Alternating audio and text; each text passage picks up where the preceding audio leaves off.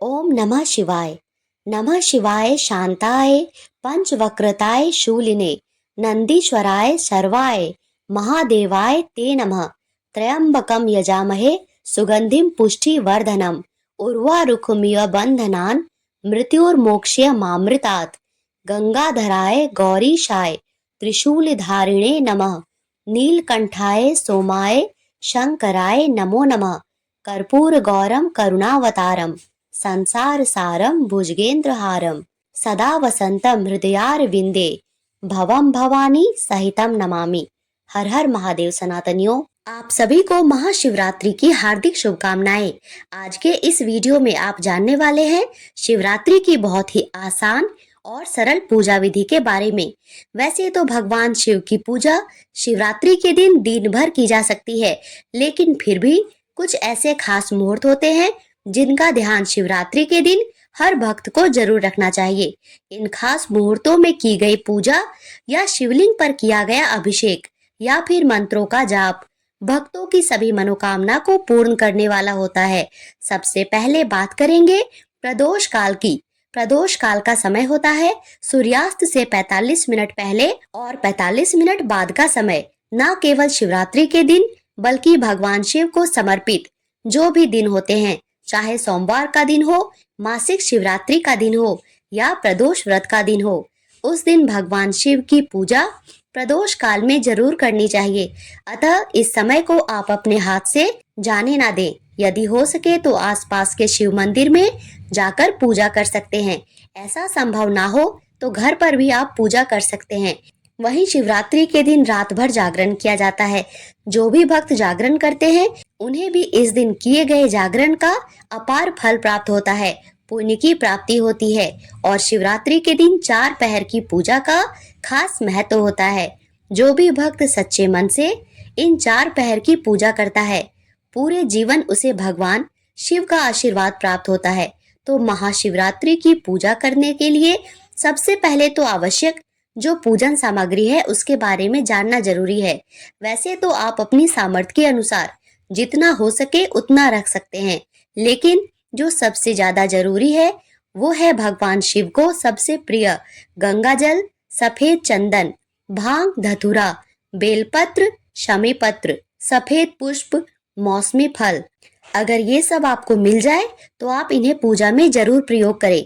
इनके अलावा आपकी जैसी भी सामर्थ्य हो उसके अनुसार आप मौसमी फल, दूध से बनी मिठाइयों का भोग भगवान को अर्पित कर सकते हैं।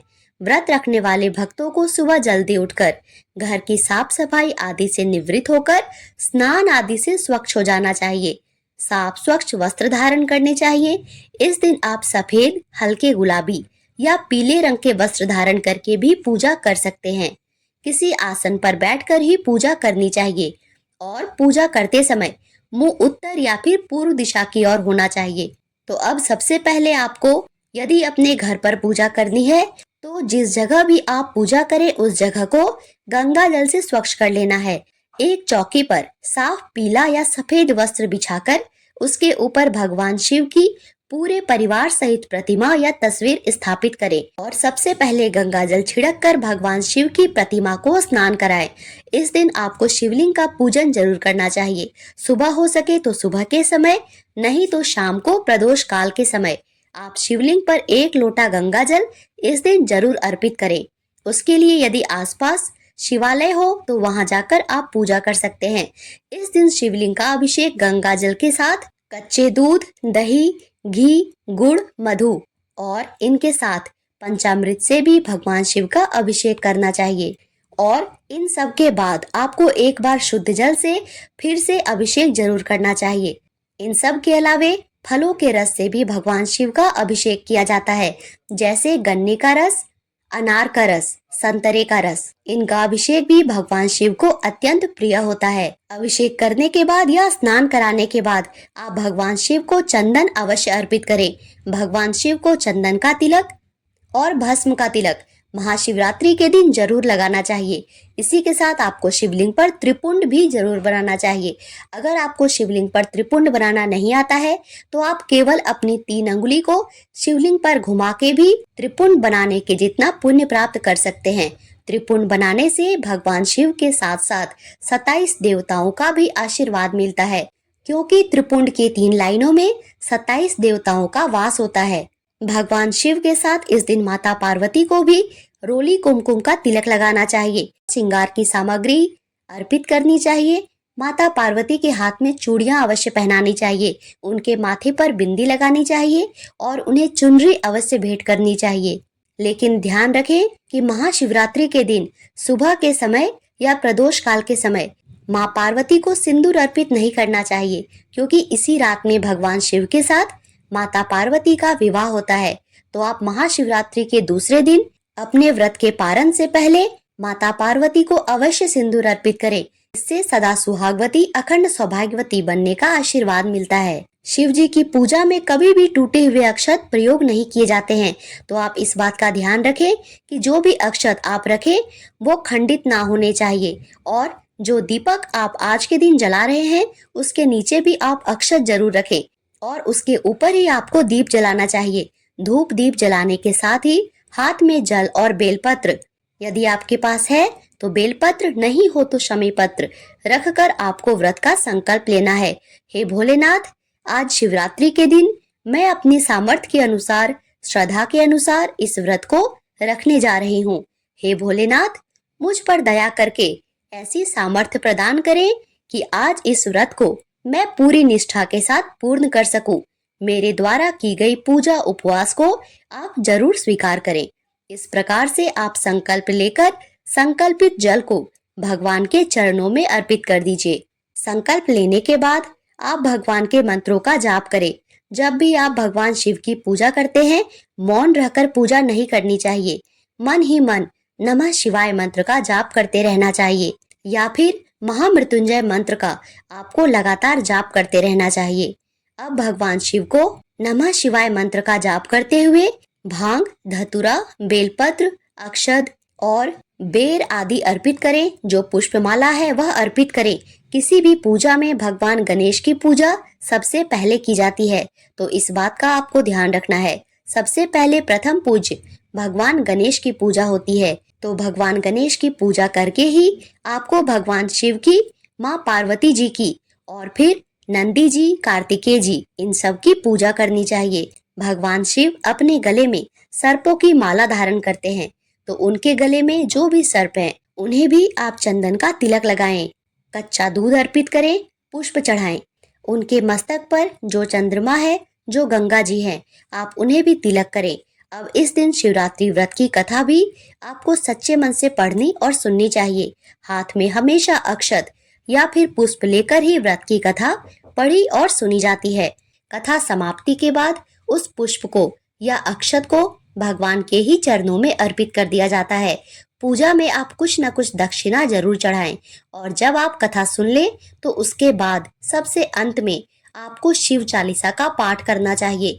महामृत्युंजय मंत्र का जाप करने से परिवार के सभी सदस्यों का स्वास्थ्य अच्छा रहता है। किसी प्रकार की कोई रोग, शोक, बीमारी आदि नहीं होती। इसके अलावा कुछ खास मंत्र भी होते हैं, जैसे कि शिव रुद्राष्टकम का पाठ या फिर शिव गायत्री मंत्र। तो जो भी आपको मंत्र आते हो या जो आप खुद से पढ़ सके, उन्हें आप श्रद्धा पूर्वक पढ़ें। और सबसे अंत में आपको क्षमा याचना करनी चाहिए और फिर आपको अपना उपवास प्रारंभ करना चाहिए। पूजा के बाद सबसे अंत में क्षमा याचना करते समय भगवान से कहना चाहिए, हे भोलेनाथ, हे माँ पार्वती, आज पूजा अर्चना करते समय मुझसे यदि कुछ कम या अधिक हो गया हो तो उसके लिए आप मुझे क्षमा करें। मेरे द्वारा की गई कोई भी भूल चूक हो तो मुझे क्षमा करें और मेरी पूजा स्वीकार करें।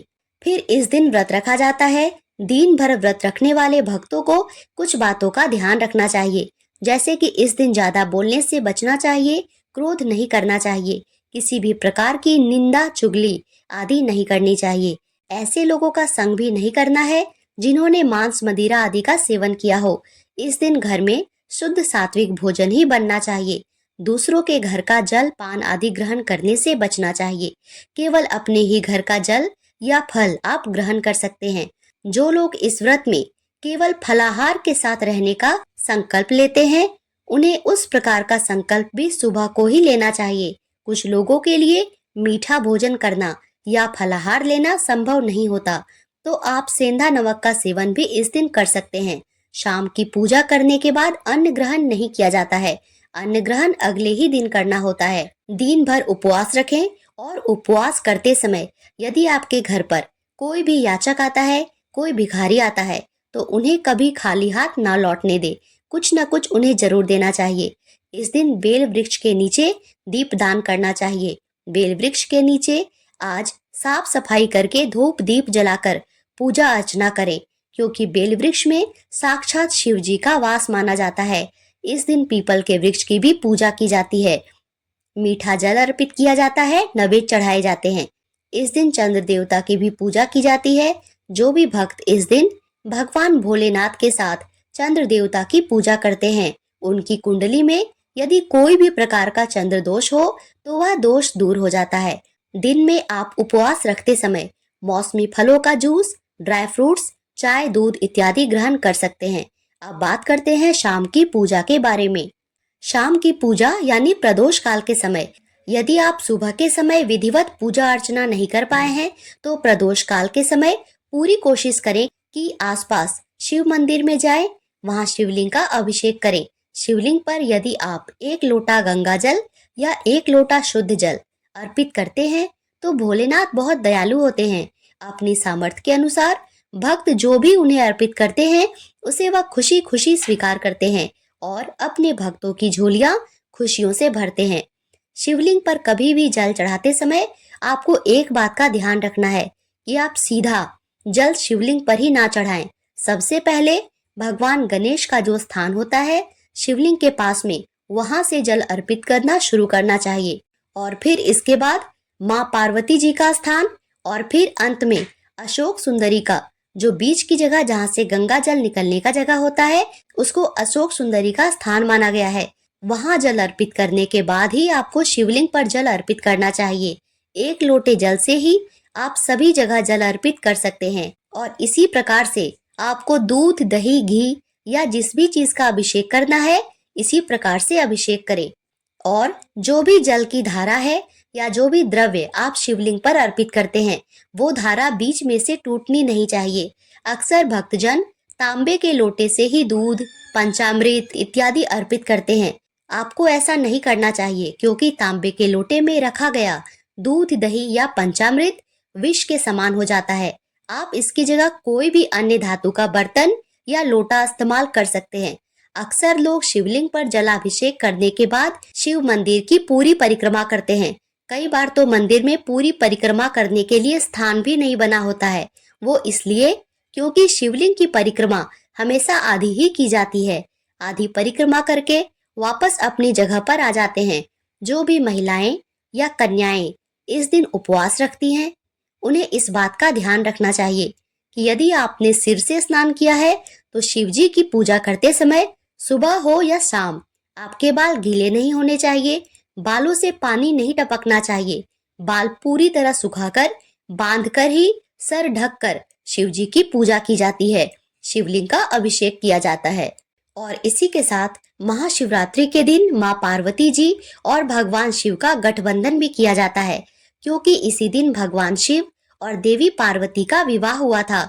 तो इस उपलक्ष्य में यदि आपके जीवन में ऐसी कोई समस्या है, उसके निवारण के लिए आप भगवान शिव और देवी पार्वती का गठबंधन भी कर सकते हैं। गठबंधन कैसे? जैसे कि फेरों के समय जब चुनरी में गांठ लगाई जाती है, वैसी ही गांठ आप लगाएं। 3 बार गांठ लगाकर जो आपकी मनोकामना है उसकी पूर्ति के लिए प्रार्थना करें। चुनरी में आप माँ पार्वती को चुनरी चढ़ाकर भगवान शिव से स्पर्श कराकर उस चुनरी में गांठ लगा सकते हैं, या फिर मौली या कलावा लेकर भी उसमें भी आप 3 गांठ लगाकर अपनी मनोकामना दोहरा सकते हैं और उसके बाद उसको वहीं पर छोड़कर आ जाएं। और जब आपकी मनोकामना पूरी हो जाए तो आपने जो भी मनौती मांगी है, जो भी मन्नत मांगी है, उसे अवश्य पूरा कर दे। महाशिवरात्रि पे प्रदोष काल के समय आटे का बना एक दिया भगवान शिव के सामने अवश्य प्रज्वलित करना चाहिए। आटे के दिए से सारी मनोकामनाएं जल्दी पूरी हो जाती है। इसीलिए शिवरात्रि के दिन सुबह या शाम किसी भी समय आटे का एक चौमुखा दिया शिवलिंग के पास जरूर जलाएं। घी का दीपक हो तो बहुत अच्छी बात है, नहीं तो तिल के तेल का दीपक भी आप जला सकते हैं। शिवलिंग की परिक्रमा करते समय केवल नमः शिवाय मंत्र का जाप करें और सच्चे मन से भगवान शिव की पूजा करें। आपकी जो भी इच्छा है, जैसी भी मनोकामना है, भगवान शिव और माता पार्वती के आशीर्वाद से वह जरूर पूरी हो जाएगी। इस दिन शिव मंदिर में बैठकर शिव चालीसा का पाठ करना चाहिए और शिव मंदिर में बैठकर किए गए किसी भी मंत्र का जाप बहुत जल्दी फलदायी होता है। तो यह तो थी प्रदोष काल के समय की पूजा। इस दिन एक बात का विशेष ध्यान रखें कि आपने सुबह या शाम जिस भी समय पूजा की है, अगर आपने भगवान शिव को कोई भी प्रसाद, फल, मिठाई या खीर इत्यादि कुछ भी अर्पित किया है, उसे उठाकर अपने घर नहीं लाएं। भगवान शिव पर चढ़ाया प्रसाद ग्रहण नहीं किया जाता है, इसका विशेष ध्यान रखें। लेकिन आप नीर लेके आ सकते हैं। भगवान शिव को चढ़ाए जल से जो धार निकलती है उसे नीर कहते हैं। उसे आप लोटे में भर के घर ला सकते हैं और उसे अपने घर परिवार के सभी सदस्य को दे सकते हैं। भगवान शिव का नीर अमृत के समान होता है। जो भी महाशिवरात्रि के इस पावन अवसर पर भगवान शिव का नीर ग्रहण करता है, उस पर भोलेनाथ और माता पार्वती की कृपा सदा ही बरसती रहती है। वह स्वस्थ, दीर्घायु और निरोग रहता है। उसे आरोग्यता का वरदान मिल जाता है। इसी के साथ शिवलिंग पर चढ़ाए गए जल में से थोड़ा सा जल आप अपने लोटे में बचा कर ले आएं और उस जल को अपने घर में मुख्य द्वार पर और आपके घर में जितने भी कमरे हैं, किचन है इत्यादि, वहां पर जरूर छिड़कें। ऐसा करने से घर की नकारात्मक शक्तियां दूर होती है और घर की सुख समृद्धि को नजर नहीं लगती। परिवार के सदस्य की रक्षा होती है। इस जल को परिवार के सभी सदस्यों को अपनी आंखों पर भी लगाने दें। इस प्रकार से मंदिर में पूजा करके आने के बाद अपने घर में भी पूजा जरूर करें और आरती और भोग लगाने के बाद आप अपनी सामर्थ्य के अनुसार फलाहार भी कर सकते हैं। और यदि आप फलाहार नहीं करना चाहते हैं तो केवल जल ग्रहण करके भी आप अपना रात तक जागरण जो भी करना चाहते हैं वह कर सकते हैं। फलाहार में आप साबूदाने की खीर, मखाने की खीर, शकरकंद या फिर अपनी इच्छा अनुसार कुछ ग्रहण कर सकते हैं। बहुत से भक्त इस दिन कुछ भी ग्रहण नहीं करते। जैसे आपकी सामर्थ्य हो उसके अनुसार आप यह व्रत रखें और पालन करें। रात में 4 पहर की पूजा की जाती है। जो 4 पहर की पूजा है उसके नियम थोड़े कठिन होते हैं, लेकिन यदि आप ऐसा ना कर पाएं तो कम से कम 2 पहर में आप जरूर पूजा कर सकते हैं। पहला होता है प्रदोष काल का समय, जिसका मुहूर्त आपको शाम के समय मिल रहा है। अंतिम पहर, जिसको उषा काल का पहर कहते हैं, उस समय भी आप भगवान शिव की पूजा कर सकते हैं। तो कम से कम इन 2 पहर में भगवान शिव की पूजा अवश्य करें और अगले दिन शुभ मुहूर्त में आपको एक बार फिर से जलाभिषेक करके फिर पूजन करके अपना व्रत पूर्ण करना चाहिए और इसके बाद आप अन्न ग्रहण कर सकते हैं। इस दिन पूजा करने के लिए आप आसपास शिव मंदिर में जाकर भी जागरण कर सकते हैं। पूरी रात भजन कीर्तन, शिव जी के गीत गाए जाते हैं और शिव पार्वती विवाह की खुशियां मनाई जाती है। आज के दिन बहुत से लोग अपने घर में मिट्टी के पार्थिव शिवलिंग बनाकर उनका पूजन करते हैं, जिसका विसर्जन अगले दिन पूजा करने के बाद कर दिया जाता है।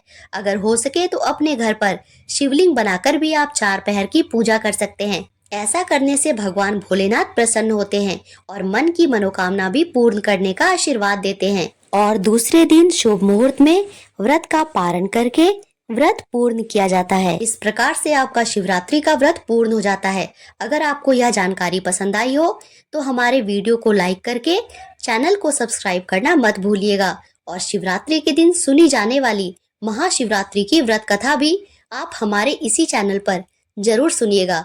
वीडियो देखने के लिए धन्यवाद। हर हर महादेव।